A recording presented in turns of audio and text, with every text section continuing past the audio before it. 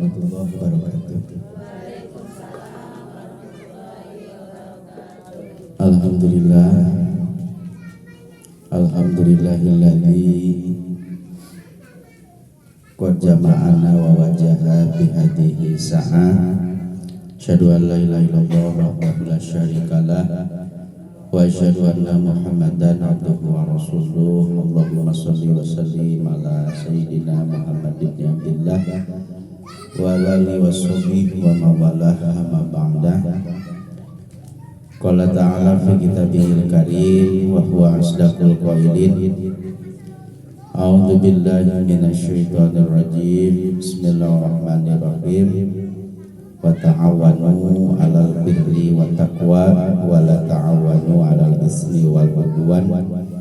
Wattaqullaha innallaha syadidul iqab.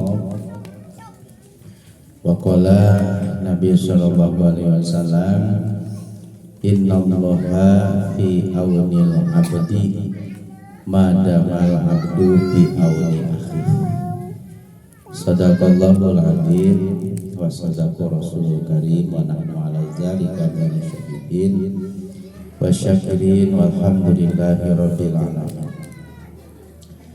Ibu-ibu, para jamaah yang berbahagia, alhamdulillah, puji syukur kita panjatkan kehadirat Allah Subhanahu wa taala, berkat rahmat Allah Subhanahu wa taala pada kesempatan sore hari ini, ya, kesempatan yang berbahagia kita diberikan kesempatan bisa berkumpul bersama dalam kegiatan rutinitas pengajian.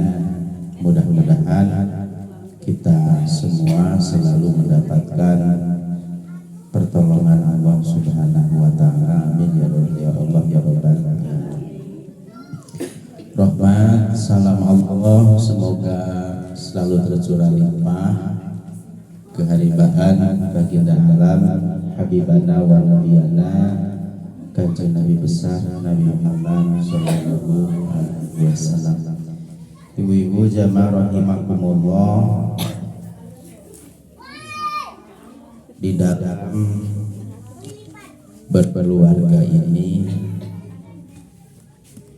khusus nasihat untuk diri pribadi, umumnya untuk kita sekalian, bahwasanya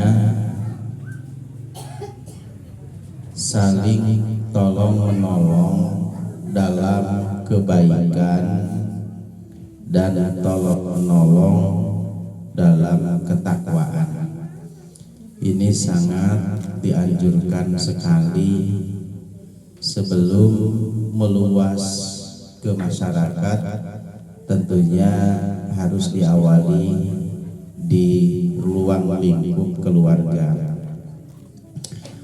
karena saya yakin jika tidak ada saling tolong menolong di dalam keluarga, baik suami atau istri, untuk berbuat kebaikan, untuk berbuat ketakwaan, maka ini susah untuk terciptanya sebuah keluarga yang ada dalam ketentraman.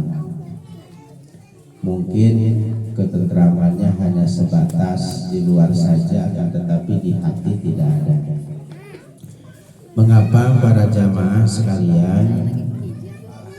Karena terkadang di dalam rumah tangga ini seorang suami akan membuat kebaikan, ini terkadang dihalang-halangi oleh seorang istri. Misalnya mau berbuat kebaikan dengan cara bersedekah, misalnya bersedekah,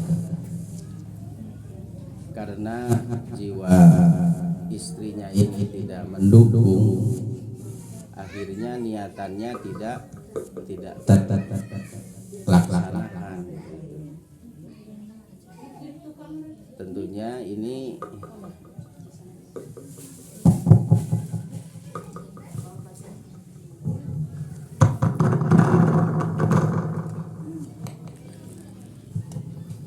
maka disinilah peran seorang istri harus mendukung kegiatan seorang suami yang ada dalam kebaikan.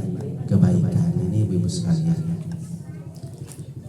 Begitu juga suami harus mendukung, memberikan pertolongan, bahkan memfasilitasi. Misalnya seorang istrinya ingin berbuat kebaikan menuju ketakwaan seperti pengajian seperti ini, maka seorang suami pun harus menolong, harus menganjurkan, jangan malah menghalang-halangi. Nah, ini perintah Allah, wa ta'awanu, saling tolong menolong. Jadi saling gitu, aran saling mah duaan bapana ngadukung, ibuna juga ngadukung. Itu saling mengingatkan. Baik ibadah-ibadah yang lain seperti sholat 5 waktu itu. Jadi jangan tinggal diam. Eta Qur'ana katanya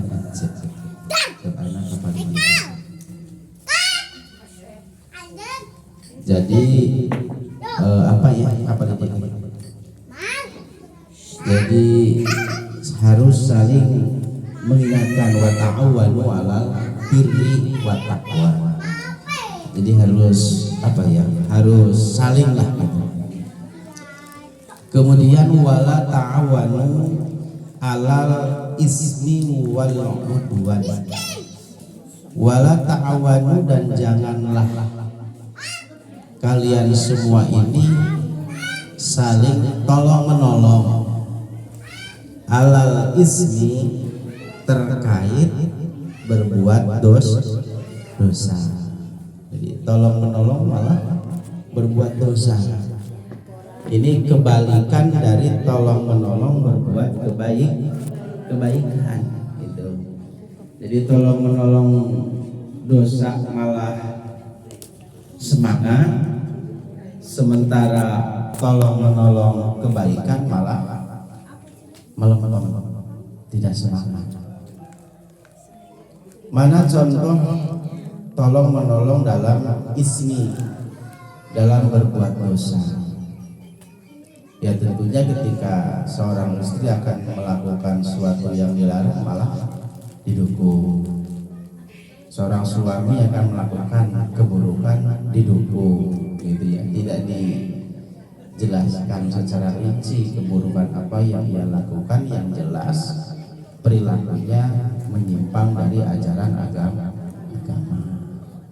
Kemudian wal udwan, jangan tolong menolong dalam